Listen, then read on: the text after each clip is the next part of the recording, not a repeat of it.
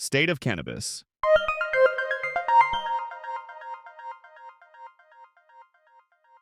This is the State of Cannabis News Digest, a roundup of this week's key developments in the cannabis industry. Our top stories.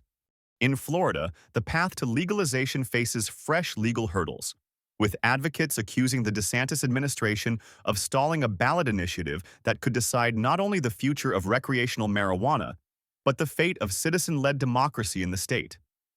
Meanwhile, in Virginia, a political turning point, Governor-elect Abigail Spanberger's win may finally clear the way for regulated cannabis sales. Up north, Massachusetts takes a more cautious approach, weighing whether police, firefighters, and EMTs should be allowed to use marijuana as part of an evolving debate on fairness, safety, and the changing face of public health. In Minnesota, a national fight over hemp-derived THC exposes deep divisions in federal drug policy. And in Oklahoma and Nebraska, legalization efforts take very different turns. One campaign folding under pressure, the other moving forward, but slowly and tightly controlled. And in Pennsylvania, a milestone for cannabis labor. A 45-day strike ends in victory, marking the longest and most successful union action in the industry's history. Stay with us as we take you inside each of these stories. And now here is the deeper look at the key events in the cannabis world this week. In Virginia, Governor-elect Abigail Spanberger's victory could mark a historic shift in cannabis policy. After years of legislative gridlock in Virginia, Spanberger has promised to legalize and regulate adult-use marijuana sales, closing the long-standing gap between personal legalization and retail access. Outgoing Governor Glenn Youngkin twice vetoed similar bills, keeping Virginia as the only legal cannabis state without licensed dispensaries.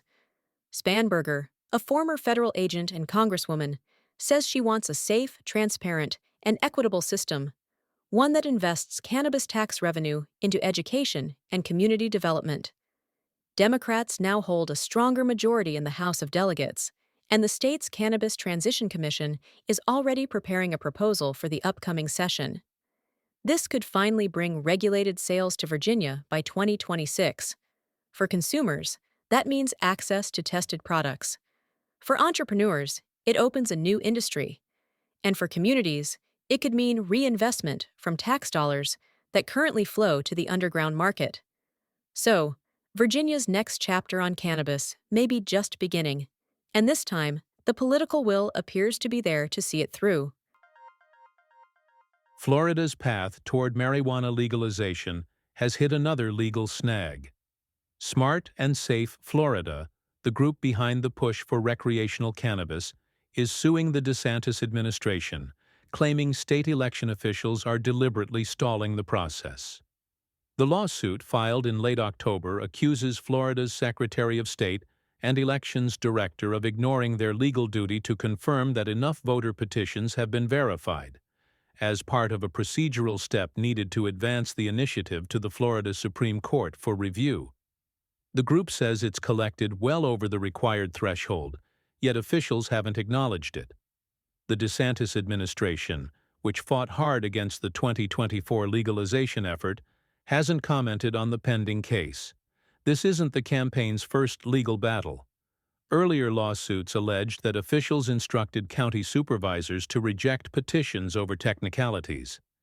And behind the scenes, new laws passed under DeSantis have made ballot campaigns more expensive and complex, a move critics say undermines voter-led initiatives. TruLeaf Cannabis, Florida's biggest medical marijuana company, is again the leading financial backer, with millions invested. The Florida Supreme Court has until April 1st of next year to approve the amendment's language for it to appear on the November ballot. Whether the measure advances may determine not just the future of marijuana in the state, but also the strength of Florida's citizen initiative process. Oklahoma's latest bid to legalize recreational marijuana has come to a halt.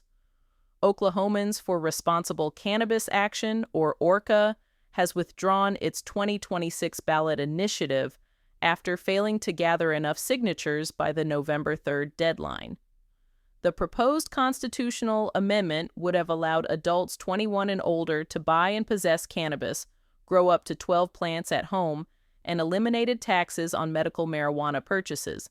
It also included protections so that legal cannabis use would not be used against people in jobs, housing, or parenting.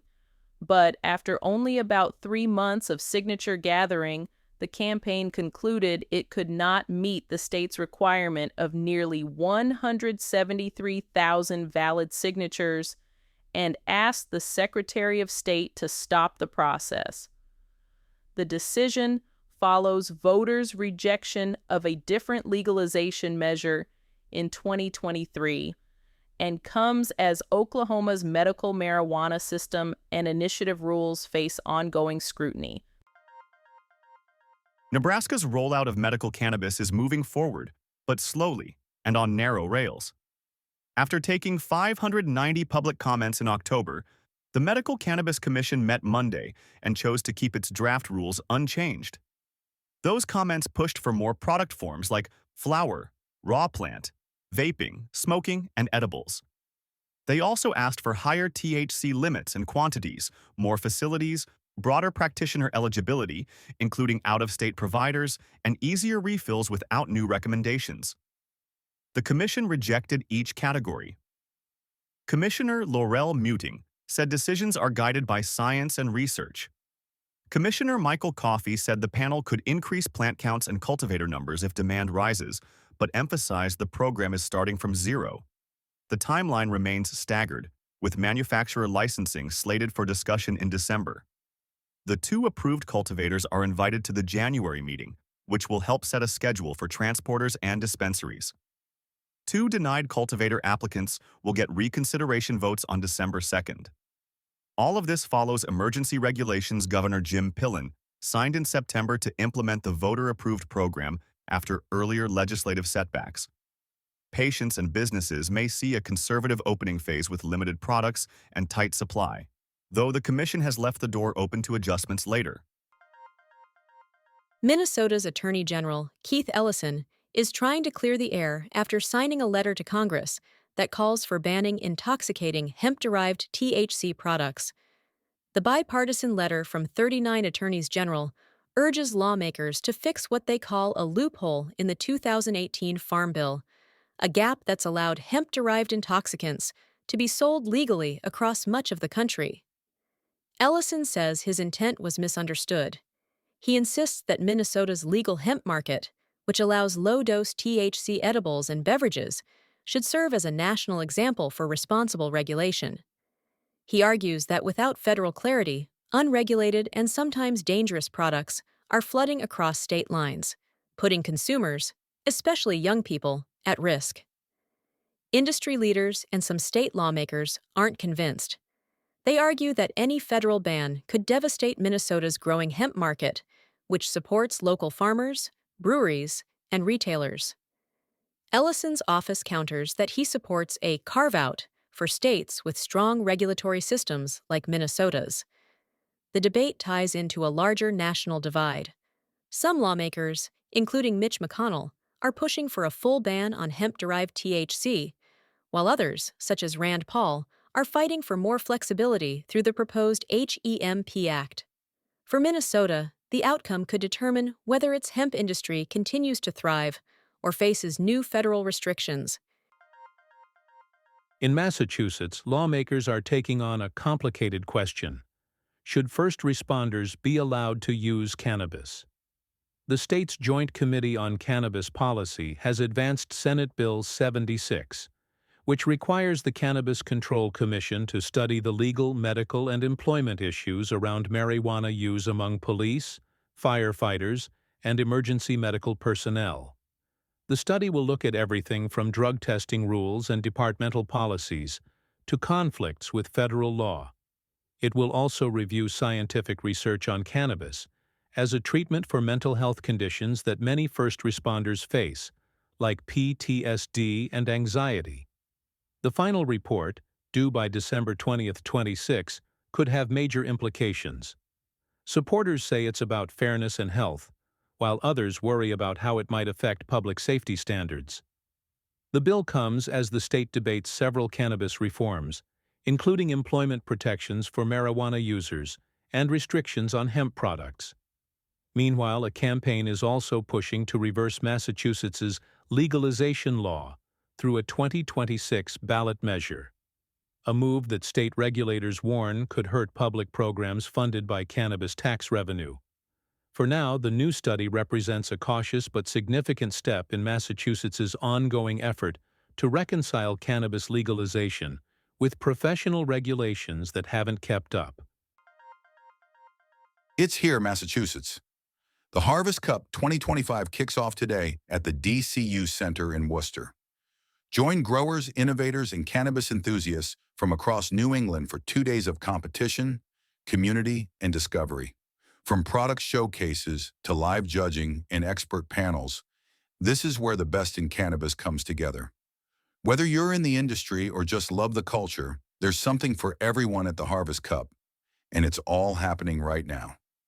Tickets are available at the DCU Center box office and online at Ticketmaster.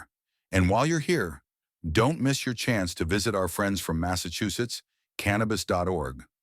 You'll find them at booth 608, right in the center of the exhibit hall. The Harvest Cup 2025.